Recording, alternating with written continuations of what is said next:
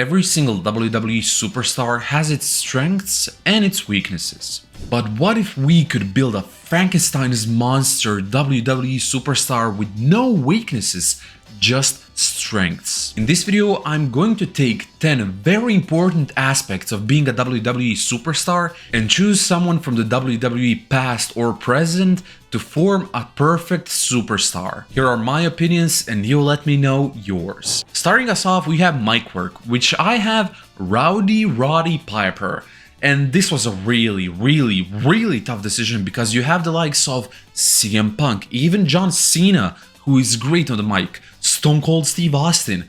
But for me, Roddy Piper is probably the best mouthpiece of all time. Maybe for some people he might be second in favor to the guy I have for stat number 2, which is charisma. Of course, we're talking about The Rock here. The most charismatic, the most electrifying WWE superstar of all time. This was just a really easy choice for me, and that's the reason I didn't put him at mic work, because over here no one has nowhere near the levels of charisma that The Rock has, so I just had to put him there. At number 3 we have the body, the looks, the power, the speed, and here I had to go with Brock Lesnar. The guy has the most amazing body. He's built to be a WWE superstar. He's built like a truck, moves like a flying rocket. He's just amazing. He could do anything you want him to do, and his body allows for it. He's just so explosive, so strong. It would be a sin not to pick him in this position. At number 4 we have the heart, and again, this was a really tough choice, but I had to go with Sami Zayn. Because Sami Zayn, when you watch his matches, you really feel every single struggle, every single pain he's feeling while going through the match. You really feel how he allows his heart to take over, to move him over every obstacle he has in his path. And he's perfect. Again, he might be number 2 in some people's minds, next to Dolph Ziggler, but I have Dolph Ziggler at the next stat, which is of course selling.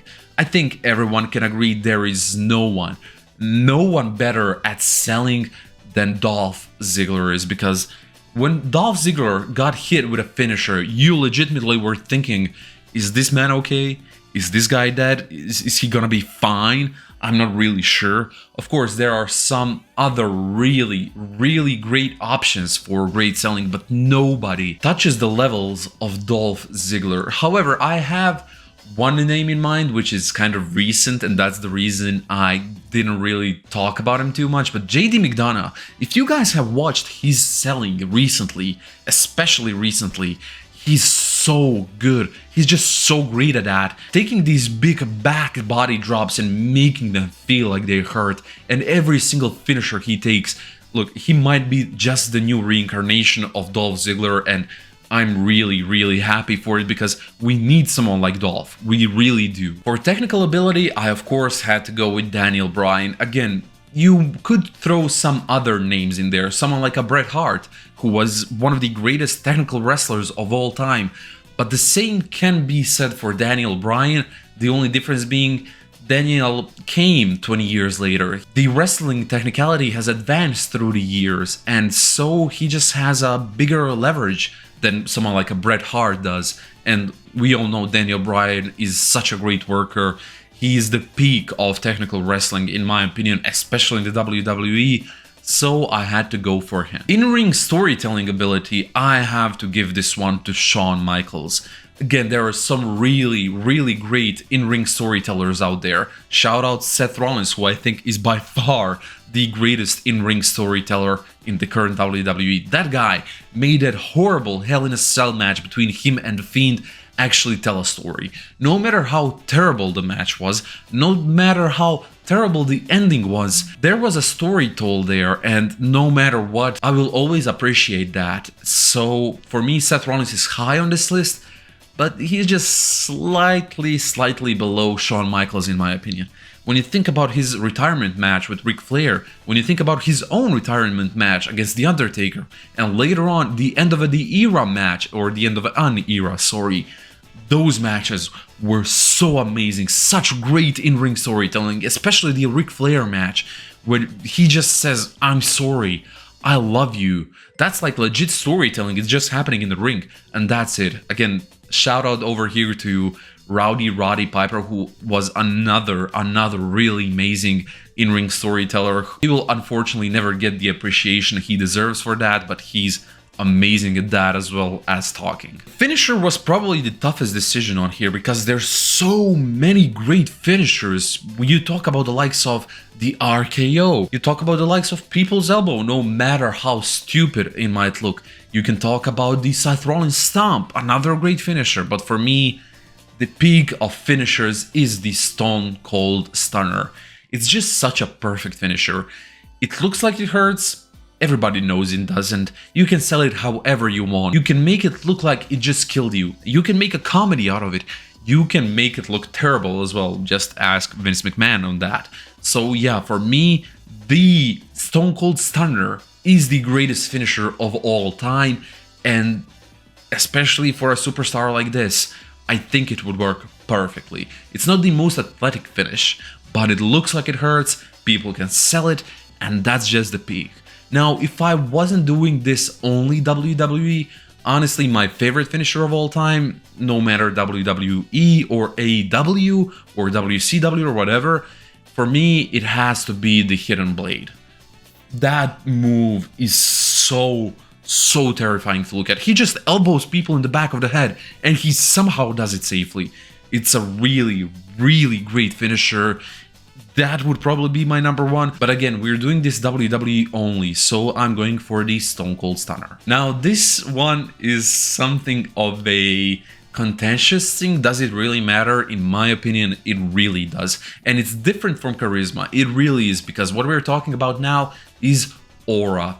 And again, this was a really tough decision. Do I go for Roman Reigns? That guy is built off of aura. The tribal chief is aura himself. There's nothing about him that isn't aura. But then I had to sit down and think for a minute. I didn't want to go with my heart here. I went with my brain and I had to choose The Undertaker. Now, unfortunately, I did grow up with Undertaker, but I wasn't there for the entire story. I was born in 2002. I started watching wrestling as a kid in about 2008, 2009, and then I started really watching it in 2014, 2015. Once I finally figured out how to get access to Raw and SmackDown in bumfuck nowhere, Europe. So yeah, I had a really tough journey through that to actually get to enjoy wrestling week in, week out.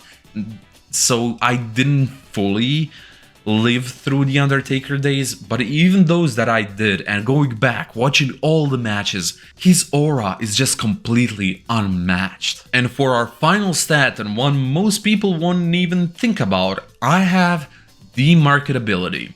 And this one, it was a toss-up in my head. You could go for Hulk Hogan, you really could, and I understand why some people would. He's the guy that created wrestling as it is today, kind of. He's the guy that put wrestling on the map.